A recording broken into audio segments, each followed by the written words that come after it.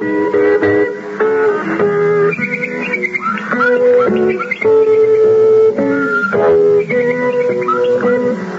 Berthoud, 102.6 en modulation de fréquence et sur toutes vos plateformes de balado-diffusion favorites.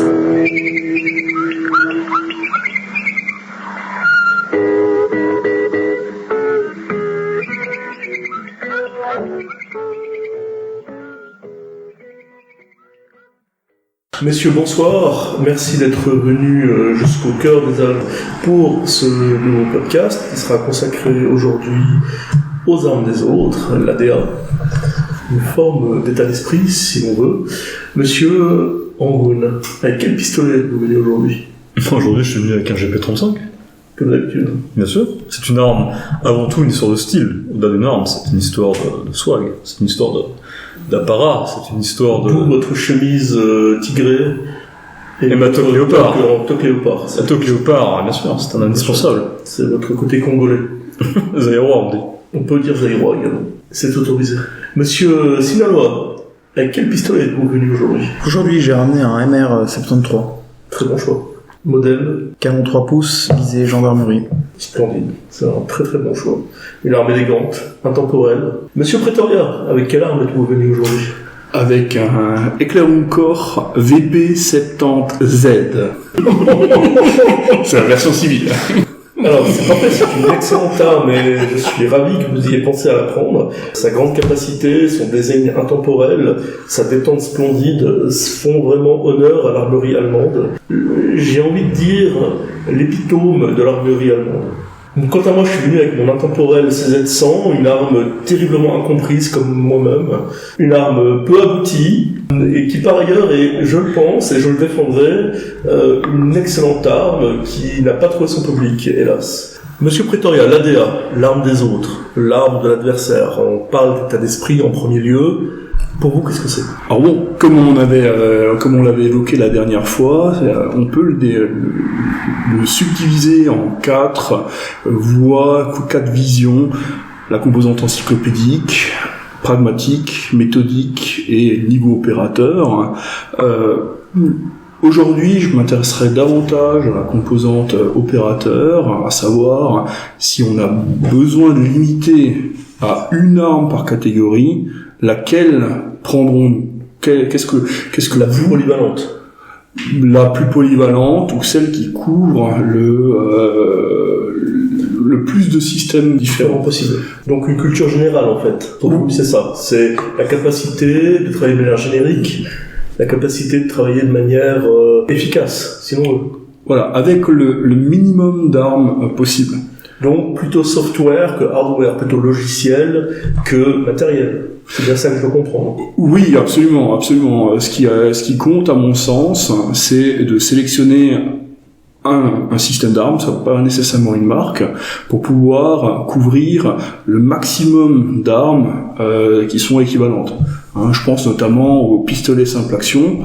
Si quelqu'un, et malheureusement le pistolet simple action est une catégorie d'armes qui tend à disparaître dans les stands, or lorsqu'on travaille de manière dynamique, il y a des obligations pour pouvoir l'utiliser de manière safe. Donc se pose la question en tant qu'utilisateur, l'utiliser de manière safe pour soi-même, mais également pour l'instructeur, à savoir à la volée, pouvoir transmettre, donc se familiariser avec l'arme et transmettre le savoir à son élève afin qu'il puisse l'utiliser dans des conditions de sécurité qui sont optimales.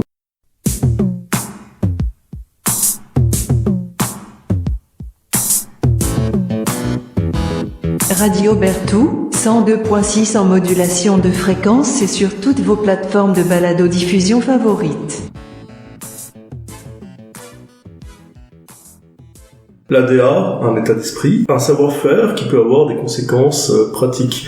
À ce sujet, monsieur Sinaloa, je crois que vous avez une anecdote. J'ai une anecdote qui me paraît particulièrement touchante et intéressante. C'est celle de la famille Nel, une famille sud-africaine qui s'est retrouvée dans la zone de Palma au Mozambique lorsque celle-ci a été prise d'assaut par l'État islamique. Ça se passe il y a quelques années au nord du Mozambique.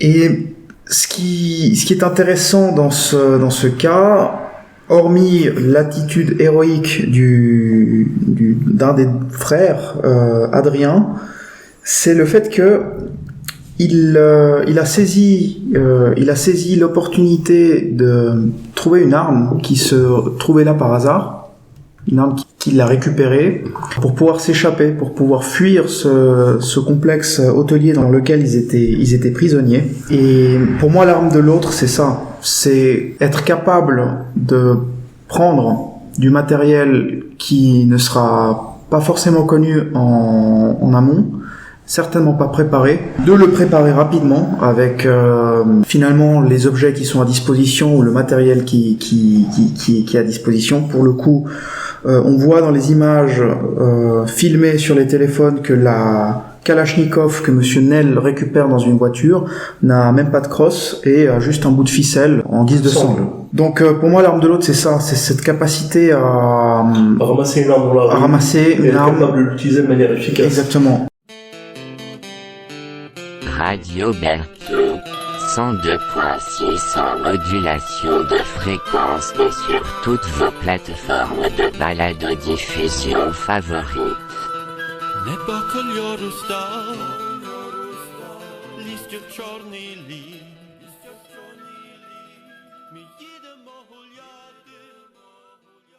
Monsieur Pretoria, vous avez parlé tout à l'heure au stand de tir d'un exercice amusant qui consistait à donner une arme inconnue avec un temps limité et la personne devait être capable de toucher de donner nous le détail en fait.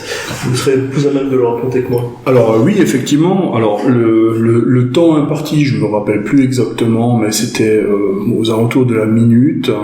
Une minute, c'est plus trop.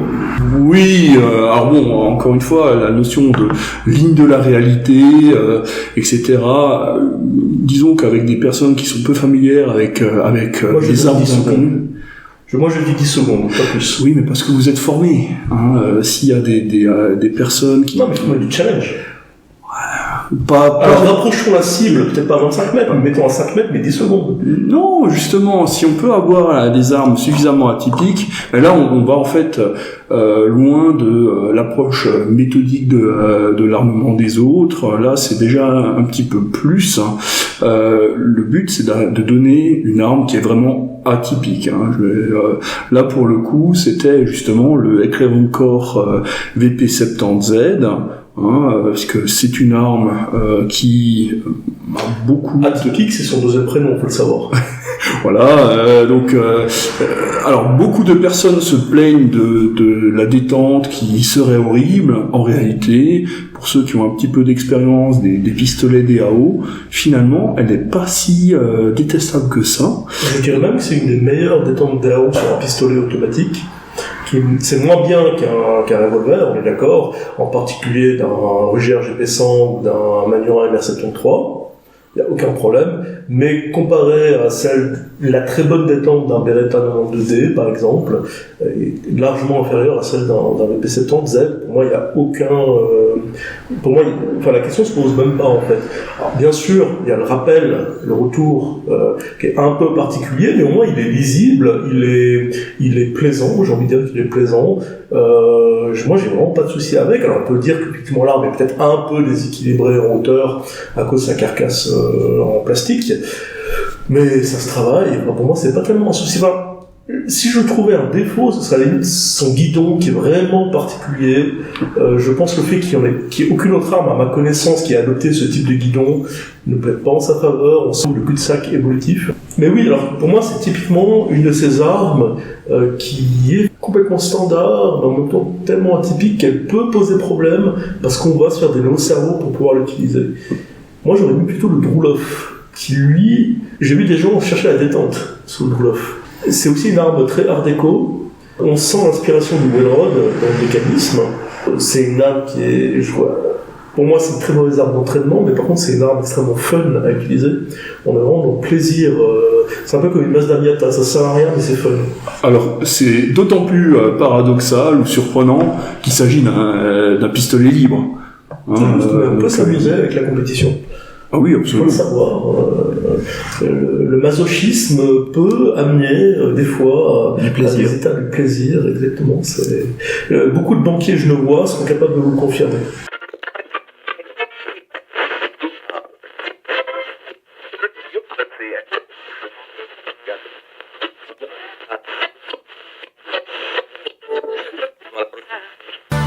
Radio Berthoud, 102.6 en modulation de fréquence et sur toutes vos plateformes de balado-diffusion favorites.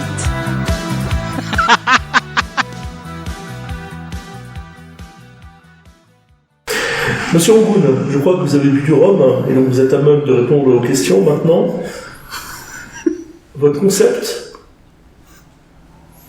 c'est l'arme, c'est le Big Four. Le Big Four des armes, ça c'est quelque chose que vous répétez régulièrement. Et là, c'est aujourd'hui le jour, vraiment le moment pour l'amener, pour le développer, ce concept de Big Four. Alors je vous écoute. Bon, pour moi, l'ADA, c'est un fil conducteur. C'est un fil conducteur à mes entraînements, parce que je considère que, d'autant plus si vous êtes quelqu'un qui est amené à voyager, c'est quelque chose qui s'entraîne en amont, c'est quelque chose qui s'apprend en amont, que on peut découvrir sur le tas, sur le terrain. Ça peut être l'exemple qui se situe au Mozambique qu'a donné mon collègue, mais c'est aussi, pour moi, et ça peut être pour beaucoup de personnes, un fil directeur à son intérêt, sa façon de découvrir l'armement. Donc ça rappelle la notion de culture générale. Il y a un domaine il y a un aspect de curiosité qui est assez plaisant à partager. Et par rapport à ça, si on catégorise alors du point de vue des fusils, et que l'on voit en fait un monde au sens d'une planète de pays qui sont alignés sur deux blocs, un bloc d'Est, un bloc occidental, dans un contexte de guerre froide, on se rend compte finalement que les fusils sont relativement standardisés à travers le monde. Ce que moi j'appelle les Big Four, ce n'est pas un clin d'œil aux entreprises de consultants et autres entreprises qui font du j'ai oublié le terme de Controlling, non, pas du controlling, c'est du de l'évasion fiscale. Je crois que c'est l'évasion fiscale. On dit pas l'évasion fiscale, on dit l'optimisation fiscale. Pour y avoir travaillé, je le sais bien dans ce domaine-là, mais l'optimisation pour des clients en Suisse. Non, il s'agit des entreprises d'audit. Ce que moi j'appelle généralement les Big Four, en fait, ce sont les 4 grands fusils, les 4 grandes familles de fusils qui se retrouvent à travers la planète. Vous avez donc le M16 des années 50, l'AKM qui a succédé à l'AK des années 50, et puis les années, puis l'Allemagne et puis la Belgique ont offert au monde respectivement le G3 et le FAL. Donc ce sont des armes dignes d'intérêt et que l'on va régulièrement croiser au travers des différents pays dans lesquels on peut être amené à voyager. Au-delà de ça, au-delà de la dimension culturelle et du fait que pour moi c'est quand même une ligne directrice par rapport à mon intérêt lié aux armes, à titre personnel, ce que moi je cherche, c'est quand même une certaine insensibilité. Et par là, j'entends non pas émotionnel ou d'intérêt, mais finalement d'être capable de se servir d'un système comme d'un autre, avec la même aisance, sans jamais chercher l'excellence, sans jamais chercher la virtuosité, mais simplement en me disant, un peu sous un principe de Pareto finalement, être simplement bon avec n'importe quel système.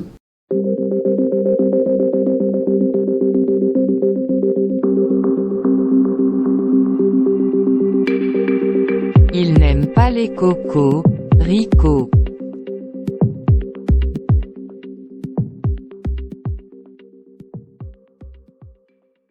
On va parler de système d'armes, mais comment on commence par définir des systèmes d'armes pour pouvoir aller plus loin sur l'arme de l'adversaire? Ce qui est important, c'est de les définir en amont. Ce travail de définition, en fait, on l'avait déjà évoqué dans le podcast précédent. Pour les armes de poing, le critère principal, c'est la notion de platine, en fait.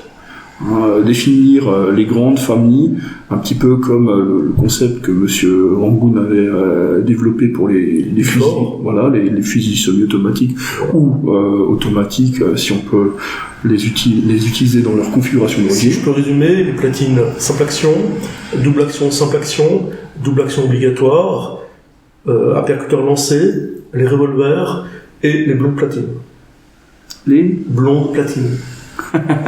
Absolument. Qui requièrent des savoir-faire additionnels, n'est-ce pas? Alors, oui, effectivement, c'est là en fait on a un Big Five en réalité, et toute la difficulté, c'est de définir le système d'armes, enfin une arme qui pourrait correspondre en fait à chacune de ces familles. Par exemple, une arme simple action, on peut très bien avoir un P210 ou un 1911 A1. On peut discuter des modalités, quel type d'arme, mais basiquement il faut avoir une arme qui est en rapport avec ce type de platine. Si vous êtes même très masochiste, vous pouvez même envisager le Mac 50. Oui, absolument. Le Mac 50, il a néanmoins une sûreté qui est assez particulière, la sûreté à drapeau. Un nouveau particulier, c'est son prénom. Oui, absolument. J'aime bien les euphémismes d'une manière générale, mais pour l'avoir un petit peu pratiqué, certainement beaucoup moins que vous, en fait, on travaille approvisionné non chemin. Et donc à ce moment-là, on va le servir à la manière d'un Tokarev, par exemple, qui est une forme, je dirais, encore plus générique que la doctrine Copt-and-Lock, donc chien armé, arme assurée, des 1911. Sauf que le gros problème, c'est que les doctrines avec approvisionné non chambré, ce sont des doctrines qui sont considérées comme obsolètes d'un point de vue tactique, absolument. À part les armes de poing, on a également d'autres variantes. Donc, les armes de poing, les différents systèmes de platine, les Big Four de M. Rangoon, l'arme nationale. Oui, c'est vous. Voilà. Dans le cas où on a un pays civilisé, donc par exemple un pays qui utiliserait le FAS 90, qu'est-ce que vous auriez d'autre comme alternative de système ? C'est pas une question piège. Si je peux prendre la main, il y a une alternative qui n'est pas tant liée en fait à l'orientation politique ou militaire les affiliations militaires de pays XY. Ça peut aussi être sa législation nationale sur le sujet des armes. Vous pouvez être dans des pays où si vous vous retrouvez en tant qu'expatrié, en fait légalement vous ne pouvez acquérir qu'une arme monocoup, par exemple. Vous n'avez pas l'accès à un semi-automatique, vous vous retrouvez à considérer un Baïkal en calibre 12 par exemple comme un système de défense tout à fait pertinent. Donc les armes à répétition, respectivement les armes monocoups, en sous-catégorie des armes monocoups, les armes à brisure, fusil juxtaposé, superposé, drilling, le M79 de l'armée américaine, les fusils à fonction multiple, ça veut dire pour nos amis francophones non helvétiques, les fusils à pompe, les carabines à bébé de garde, les fusils à verrou. Donc tout ça, ce sont des armes qu'on peut considérer comme armes de chasse, respectivement armes obsolètes. Il y a également les fusils bullpup, qui sont encore aujourd'hui en fait relativement courants dans pas mal de pays. Il semble que l'Australie est toujours dotée du Steyr, ou de sa version locale. Il me semble que le Steyr, encore quelques pays comme l'Irlande, le Luxembourg, l'Australie et autres petits pays du même genre. Israël, même si c'est pas l'arme la plus courante, a quand même officiellement le Tavor. La France avait le FAMAS, donc il y a encore quelques unités qui en sont dotées. Oui, d'autres. La Chine, avec QBZ 95. C'est juste qu'elle est en train de le remplacer aussi. Mais ça sera une arme de seconde ligne. Ouais. Comme le FAMAS aujourd'hui, bien sûr. Est-ce que vous avez d'autres exemples d'armes le AS Product VHS2, alors sa forme première, le VHS1, est en service en Irak. Il y a une quantité relativement importante. Et il est également en service dans son pays d'origine, la Croatie. Il est également en service dans plusieurs pays d'Afrique. En service actif, c'est même pas l'effort spécial, c'est vraiment donné à la troupe. Pour l'avoir un petit peu ausculté, j'ai malheureusement pas eu la possibilité de tirer avec, mais j'ai la possibilité de regarder à l'intérieur. C'est très très bien fait. On peut changer le sens d'éjection par simple inversion de la tête de culasse. Le service de parc se fait relativement facilement. On n'a pas la complexité de la tête de Mickey pour ceux qui connaissent, avec le doigt de maintien qui correspond plus ou moins au point d'un gramme dans les mesures étalons, donc des choses qui se perdent extrêmement facilement. C'est une belle alternative. La seule chose que je trouve un petit peu particulière dans sa manipulation, c'est la sûreté qui, dans sa version semi-automatique d'origine, est assez déplaisante, mais ça c'est peut-être lié à l'anatomie de ma main. Je n'arrive pas forcément systématiquement à désassurer l'arme. Donc à ce moment-là, je fais une manipulation qui est dérivée d'une manipulation pour désassurer une Kalachnikov. Ouais, et ça marche très très bien. Tout cela représente des savoir-faire particuliers. Absolument.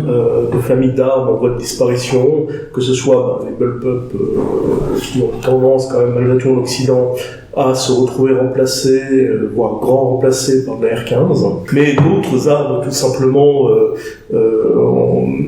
typiquement des systèmes qui sont gentiment en train de disparaître, comme les systèmes type Martini, Peabody, le biais de Sugard dans certains pays, etc.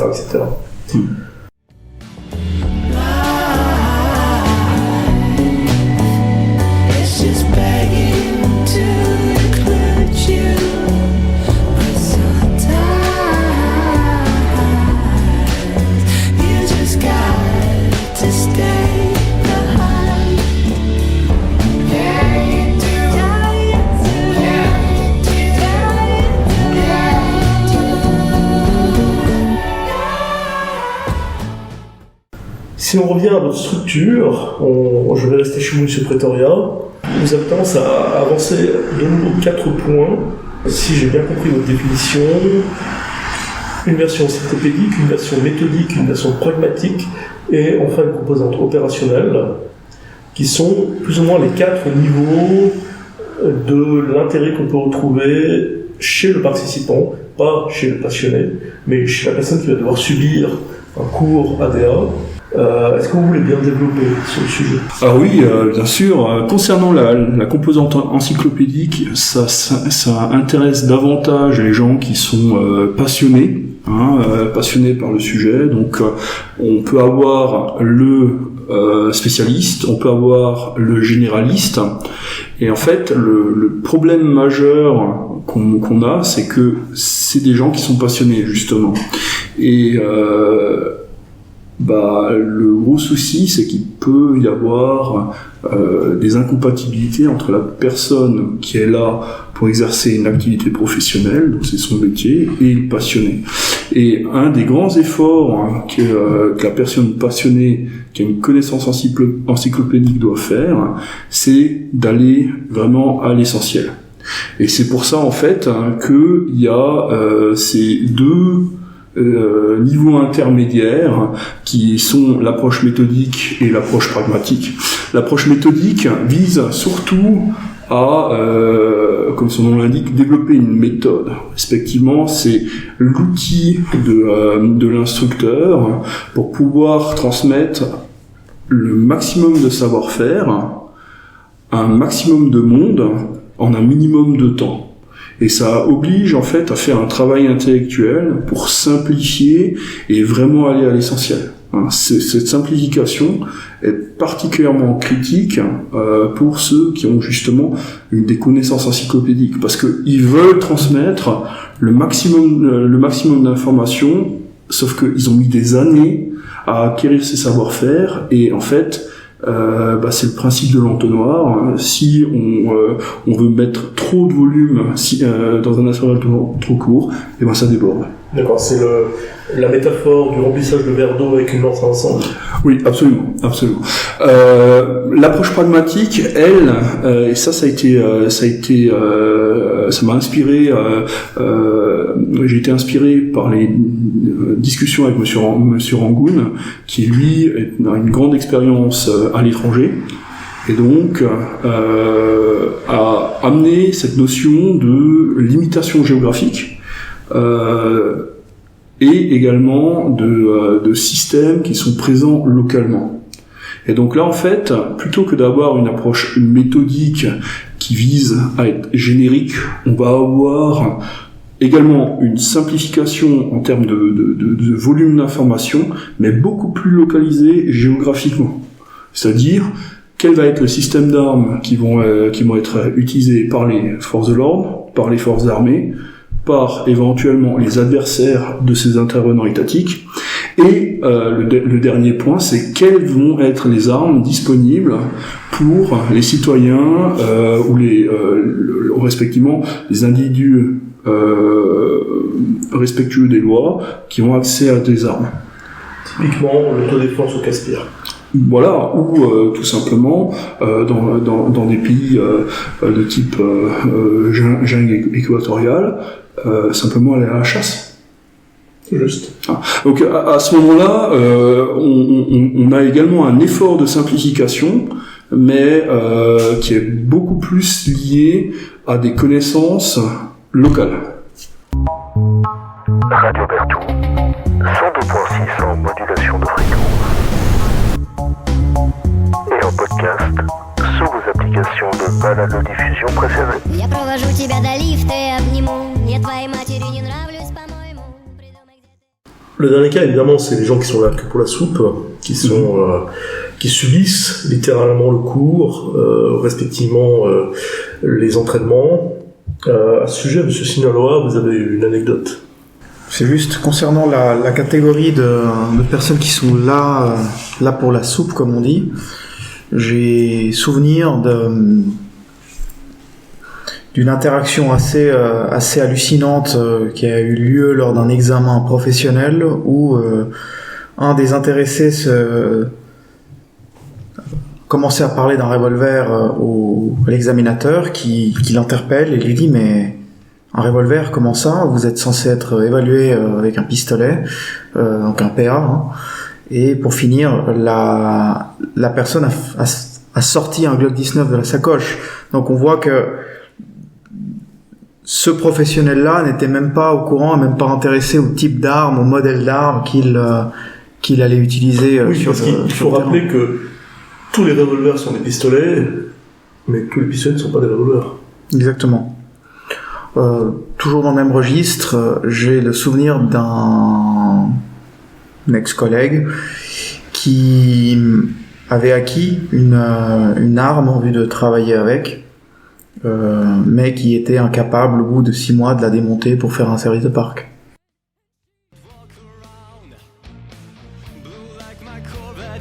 Radio Berthoud, le plan bleu, sur 102.6 en modulation de fréquence et sur toutes vos plateformes de balado-diffusion favorites.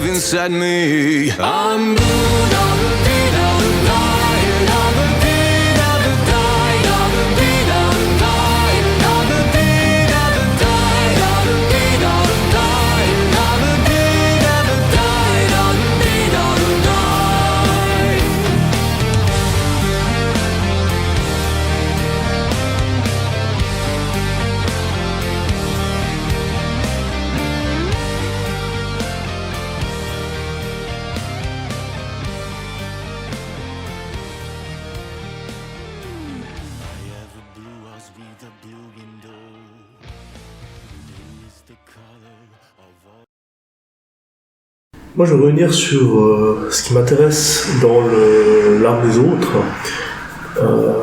Moi qui ne suis pas un grand voyageur hors de l'Europe, qui ne suis plus exactement, moi qui ne suis pas porteur d'armes, Moi, ce qui m'intéresse d'un point de vue pragmatique dans l'art des autres, c'est l'os à ronger. Je pense qu'il est relativement facile, à partir du moment où on atteint un certain niveau technique, de tirer correctement. Alors on a des problèmes, on peut avoir différents problèmes d'ordre physiologique, on peut avoir des armes qui sont défectueuses, mais normalement, si on atteint un certain niveau de maîtrise technique, le challenge du tir, que ce soit du tir dynamique ou du tir de compétition, du tir dit sportif, tend à diminuer, donc le plaisir à réussir à toucher également. C'est relativement facile de travailler avec un Glock, de travailler avec un P210, de travailler avec des armes qui sont adaptées à la personne, qui sont efficaces. Mais ce qui est intéressant, c'est d'être capable de ramasser un P38 que quelqu'un a laissé sur la stalle d'à côté, et d'être capable de mettre les 5 cartouches, peut-être pas dans le 10, mais au moins dans le 9-10. Et d'être capable de s'entraîner régulièrement avec des armes complètement divergentes. C'est d'ailleurs, je crois, ce que vous faites également, monsieur Angoul, pas forcément pour les mêmes raisons que moi, pour pouvoir continuer, sinon à progresser, du moins à ne pas revenir en arrière. J'ai besoin de travailler régulièrement, que ce soit à sec à la maison ou avec quittance au stand de tir, avec des armes qui sont délicates, qui sont peu fonctionnelles, qui sont peu pratiques, qui sont peu efficaces, qui ont de nombreux problèmes, des détentes lourdes, des détentes qui grattent, des poignées qui sont peu confortables, etc., etc. Parce que lorsque je vais revenir sur une arme beaucoup plus confortable, beaucoup plus agréable, les résultats vont être là. Je pense à la bonne blague de ce type qui est dans la savane et qui se promène avec une enclume sur l'épaule, et un explorateur le voit et lui pose la question: mais mon brave, mon bon ami, pourquoi vous promenez-vous avec une enclume? Et le type lui explique que c'est à cause des lions. Parce qu'en fait, un jour, s'il est pourchassé par un lion, il n'aura plus qu'à jeter l'enclume par terre et il se mettra à courir beaucoup plus vite.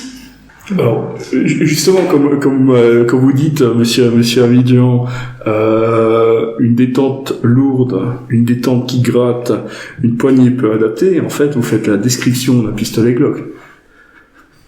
C'est vrai, mais moi, j'ai pas de... Pour moi, une détente de Glock, c'est à la limite de l'obscène, déjà. Donc j'ai pas de... Effectivement, la poignée est non adaptée à la plupart des gens, enfin beaucoup de gens. En fait, il y a beaucoup de gens qui, comme pour les viols, refusent de s'exprimer. Il y a une espèce d'omerta au sujet des poignées de Glock, de leur ergonomie déficiente. Et il faudrait qu'il y ait un MeToo pour les Glock, que les gens se réveillent et osent affirmer: oui, le Glock, c'est pas pour moi, tout simplement. Et les gens n'osent pas, c'est ça qui est dramatique. Alors non, justement, c'est même pas tant une question de ne pas oser, c'est surtout que à partir du moment où l'intégralité de la première instruction a été faite au pistolet Glock, quelque part, les gens s'habituent à quelque chose qui est en fait atypique. Et c'est la raison pour laquelle, et ça je l'ai vu assez régulièrement, les gens qui ont déjà été formés sur Glock, qui tirent relativement bien avec Glock, s'ils veulent acheter une nouvelle arme, achèteront un Glock. Pourquoi ? Parce qu'en fait, leur prise en main, leur mémoire musculaire a été calibrée pour cette poignée qui est atypique. Dans mon cas, j'ai eu la démarche inverse, c'est-à-dire que j'ai commencé à travailler avec Glock, puis après je suis passé sur un 1911 combiné avec un P75. Et j'ai travaillé pendant 1 an et demi avec ces armes-ci pour pouvoir avoir les critères en termes de manipulation, de sécurité, etc. Puisque c'est des armes qui sont beaucoup plus difficiles à maîtriser. Et en fait, quand je suis revenu à Glock, avec notamment le Glock 48, et ben en fait, j'ai finalement abandonné cette arme parce que tous les mécanismes que j'avais mis en place pour d'autres poignées, en fait, je devais recorriger derrière. Donc, en réalité, toutes les personnes qui sont déjà formées avec Glock, si elles veulent acheter une nouvelle arme, iront naturellement vers Glock parce que c'est quelque chose qui est connu. C'est comme on dit, c'est des Trainingsnarben, c'est des cicatrices d'entraînement. En réalité, les personnes sont calibrées pour utiliser ces armes. Ce qui est d'autant plus drôle que des personnes qui ne sont pas formées du tout typiquement vont aller vers d'autres armes qui leur garantissent un succès plus rapide à des distances plus grandes. Alors c'est important là, de réussir tout simplement au stand, surtout qu'on n'a pas accès à des distances raisonnables pour l'arme de poing, mais si on a accès aux 25 mètres, c'est important de ne pas se mettre des bâtons dans les roues, parce que chaque erreur sur un fondamental va se payer cash. À 5 mètres, on peut se permettre des conneries, on peut se permettre des grosses erreurs, on pourra les retravailler de manière isolée, mais à 25 mètres, même avec une très bonne arme, s'il y a quelque chose qui pêche dans la tenue, dans la position, dans l'action du doigt sur la détente, respectivement dans la visée et dans une moindre mesure au pistolet, dans le rythme de la respiration, on va avoir des problèmes. Alors si on a une très très bonne arme, typiquement ces CZ de compétition, des P210, etc., on voit des gens tenir leur arme entre deux doigts et réussir à faire des 10, c'est quasiment miraculeux, mais il faut imaginer que ce sont des armes à 3000 balles.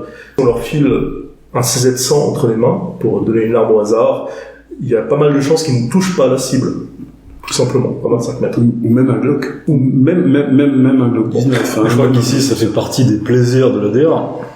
Vous parliez tout à l'heure de l'os à ronger. C'est-à-dire que l'ADA a l'excuse parfaite pour s'octroyer le plaisir de tirer avec un pistolet, par exemple, qui est plus dur que la moyenne, parce que ça vous fait progresser. Mais il y a un autre plaisir. Le plaisir, c'est que les gens vous regardent aussi. Les gens doutent de vous. Les gens pensent que parce que eux ont jeté de l'argent sur les déficiences en termes de fondamentaux qu'ils peuvent avoir, tout en leur permettant de garantir du coup des bons touchés, que vous, parce que vous avez un pistolet biscornu, un pistolet peu populaire, voire même un pistolet pas cher, voire même un pistolet totalement méprisé sur les forums ou autres, YouTube et autres, que vous allez être ridicule. Il n'y a pas de plus grand plaisir, et d'ailleurs de plus grand moyen de communiquer l'intérêt à l'ADA que de finalement montrer que vous êtes capable de faire une très bonne gerbe, voire même une gerbe qui dépasse les leurs. Ça attire leur attention au début, lorsque vous posez votre arme sur la tablette, mais ça l'attire d'autant plus lorsque la cible revient et que vous pouvez admirer leur regard médusé. Qui vous demande, mais finalement, qu'est-ce que c'est? C'est un CZ100? Est-ce que je peux l'essayer? Et puis en fait, vous vous rendez compte qu'ils n'arrivent même pas à presser la détente. Tellement elle est lourde. C'est finalement assez drôle. J'ai eu le cas récemment, effectivement, une personne à qui j'ai prêté mon CZ. Bon, faut être très clair, elle tirait au pistolet libre, la personne, et ce sont des tentes qui sont... il faut souffler un peu trop fort dessus, le coup part. Donc forcément le passage même à un pistolet, même à un Glock, je pense serait difficile. Je sais pas à quel poids de détente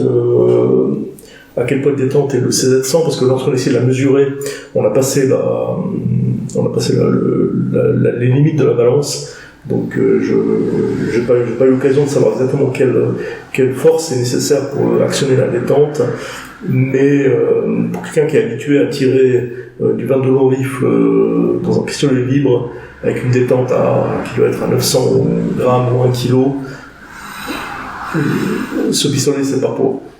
Faut être très clair. Je crois que la conclusion de ça, c'est qu'en fait, lorsque vous démontrez de par la gerbe que vous produisez à 50 mètres par exemple, qu'en fait il est possible de tenir quelque chose d'extrêmement correct avec des armes pas du tout réputées, en fait vous confrontez les gens à leur réalité, vous les sortez dans le déni, qui est que finalement il n'y a pas de secret ni de miracle. Si vous voulez être moteur, il faut travailler vos fondamentaux. Et puis ça passe par toute une phase. En train de dire que le software c'est mieux que le hardware. Et c'est dingue, mais c'est exactement là où j'en vais. C'est exactement ce que je veux dire. C'est que derrière tout ça, il y a finalement une partie très peu sexy, qui est le fait de travailler à la maison. Et qui dit travailler à la maison, a priori, à moins que vous ayez un stand souterrain sous votre maison, ça signifie ne pas tirer. Donc, je suis navré pour les personnes qui ont un très grand besoin basilistique, qui ont du plaisir. Moi aussi, j'ai du plaisir à tirer, mais il y a un prix à tout. Et le prix, c'est de travailler les fondamentaux chez soi. Attention néanmoins avec l'idée de travailler des fondamentaux de manière isolée, c'est aussi une très bonne manière de choper des mauvais plis, C'est de juste. choper d'attraper des mauvaises habitudes. Donc c'est important de travailler à sec, bien sûr, mais aussi de travailler en binôme pour avoir une correction immédiate des problèmes.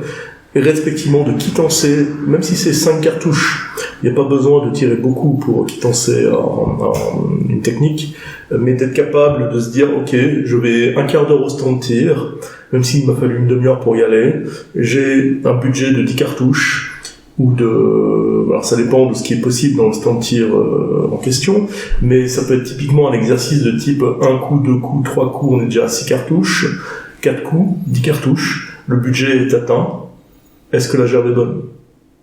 Simplement ça, c'est un exercice qui permet de quittancer un travail à sec, d'éviter de choper, on parlait tout à l'heure de cicatrices d'entraînement, mais là on peut parler de cicatrices d'entraînement à sec, parce que l'absence de recul, et c'est aussi une des raisons pour lesquelles les pistolets, les armes de poing, de manière générale, en avant de long rifle, sont de très mauvais outils d'entraînement, une fois de plus, c'est un peu contre-intuitif, parce qu'on peut s'entraîner beaucoup avec un 22 long rifle, vu que la munition est relativement peu coûteuse, vu que le bruit, vu que le recul sont faibles, ça peut sembler être des bonnes armes d'entraînement, mais en fait on se rend compte très rapidement que lorsqu'on repasse sur des plateformes 9 mm, 357, 38 spéciales, etc., les conséquences d'un travail, d'un entraînement régulier au 22 long rifle sont catastrophiques. Elles sont pires que du travail à sec. Et donc, il faut absolument se méfier de ce problème. Et si on travaille au 22 long rifle, c'est pas interdit. Moi, je prends du plaisir à travailler au 22 long rifle. Il faut aussi travailler très très rapidement ou mixer ou mélanger un travail au 9 mm, une arme qui a du recul, de manière à ne pas renoncer à sa prise en main. C'est le gros point sur lequel il faut être attentif à mon avis. Radio Berthoud, hétérodoxie polymorphe, sur 102.6, en modulation de fréquence, et sur toutes vos plateformes de balado-diffusion favorites.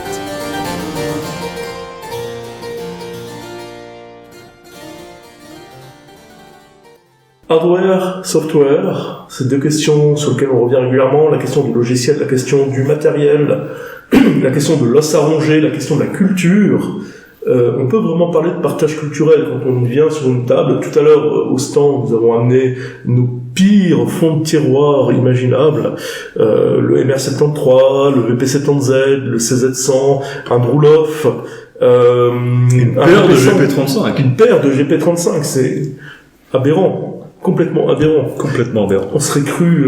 presque inédit. On serait cru dans le Katanga. C'est une façon aussi de montrer qu'il existe autre chose que du CZ75, que du P226, que du Glock 17, respectivement du Glock 19, respectivement du Walther PP quelque chose, ou PDP, ou du Walther.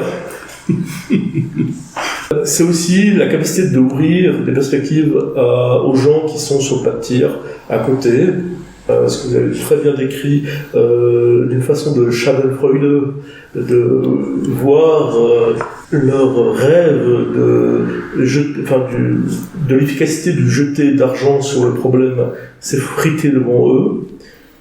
C'est un partage positif finalement, une sorte de rayonnement, de se dire il faut pas être différent pour être différent, ça n'a aucun intérêt, ça coûte cher en plus et puis c'est pas très efficace, mais montrer que la diversité est une qualité en elle-même, dans ce domaine-là en particulier.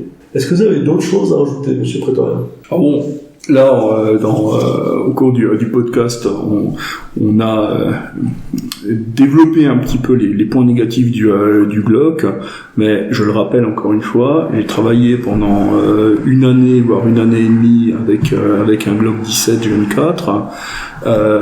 C'est une arme qui est absolument intéressante. Encore une fois, il ne s'agit pas de faire de descendre Glock ou de descendre tel ou tel système. Par contre, il faut effectivement avoir cette ouverture d'esprit, à savoir avoir le courage de temporairement être dans une zone d'inconfort, Notamment si vous avez la mémoire musculaire qui est calibrée pour une poignée de Glock, et ben ça va pas être super agréable pendant un petit moment. Par contre, une fois que vous allez dépasser cette phase-ci, là vous pourrez comparer objectivement par rapport à un Glock à un autre système d'armes. Et ça c'est valable pour n'importe quel système, que ce soit une arme longue, une arme semi-automatique, etc., pour avoir justement une vision d'ensemble des forces et des faiblesses des différents systèmes d'armes. Alors là, on est vraiment dans une composante soit méthodique, soit encyclopédique, mais néanmoins, savoir qu'il y a autre chose que son arme de service, c'est déjà un bon pas en avant. Ça nécessite une bonne curiosité. Un autre monde est possible. Je rebondis d'ailleurs sur un des podcasts que nous avions diffusé il y a quelques mois, sur le sujet du choix d'une première arme. En fait, ça peut être aussi le choix d'une autre arme. Et un des critères objectifs pour la sélection d'une arme, c'est lors de l'essai, est-ce que l'on est capable de toucher sa cible. Et meilleure l'arme est adaptée à la personne, meilleurs seront les coups en cible. C'est un critère qui est purement objectif. Il n'y a pas de considération de diamètre de poignet, de masse de pointe détente, de longueur ou de type de visée. Ça touche ou ça touche pas. Si ça touche pas, faut pas s'emmerder avec le pistolet. Il faut partir sur autre chose. Il y a un autre critère néanmoins. Toucher, oui, c'est important. C'est en fait le résumé, le sublimé en fait de l'affinité du tireur avec l'arme. Par contre, il y a une autre composante qui est au niveau de la manipulation. Je pense notamment au pistolet blowback avec des ressorts récupérateurs qui sont très puissants. Et moi, j'ai déjà eu l'occasion de voir des dames utiliser des armes qui étaient destinées normalement aux dames. Je pense au 6 P230, P232. Et au bout de une demi-heure, 45 minutes de travail à sec avec un petit peu de tir, la personne demandait à changer d'arme parce qu'en fait, elle n'avait plus le tonus musculaire pour faire son mouvement de charge. Et donc il y a l'aspect tir, performance sensible, ça c'est absolument vrai, mais il y a également cette composante, est-ce que l'arme est adaptée, est-ce qu'elle peut le servir lors d'un entraînement de durée finalement assez courte, moins d'une heure, avec un petit peu de travail à sec, c'est finalement un entraînement assez court. Et une chose est sûre, si la personne est incapable de servir l'arme pendant 1 heure, 2 heures, elle ne pourra jamais, en aucun cas, avoir des performances sur une journée complète. Moi, j'ai une expérience qui est en fait exactement celle dont tu parles avec ma compagne, qui lors d'une séance s'est vue attribuer un P225 pour la simple et bonne raison que l'arme était parfaite au niveau de la prise en main. Mais elle n'arrivait pas à servir l'arme simplement parce que l'arrêtoir de magasin était beaucoup trop dur pour elle, et finalement la séance est devenue une séance de torture et non pas une séance d'apprentissage.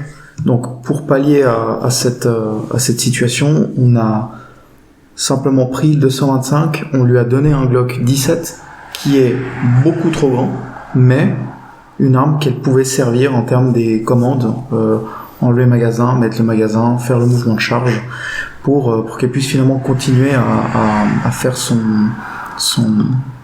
Je suis tout de même étonné que vous n'ayez pas introduit votre compagne à la notion de New York Reload. Parce que un 225 qui ne se recharge pas se résout avec 2 225. Voilà. Ou un 225 et un Smith & Wesson modèle 60. Par exemple. Je prends note pour les prochaines séances. Prenez note. Parfait.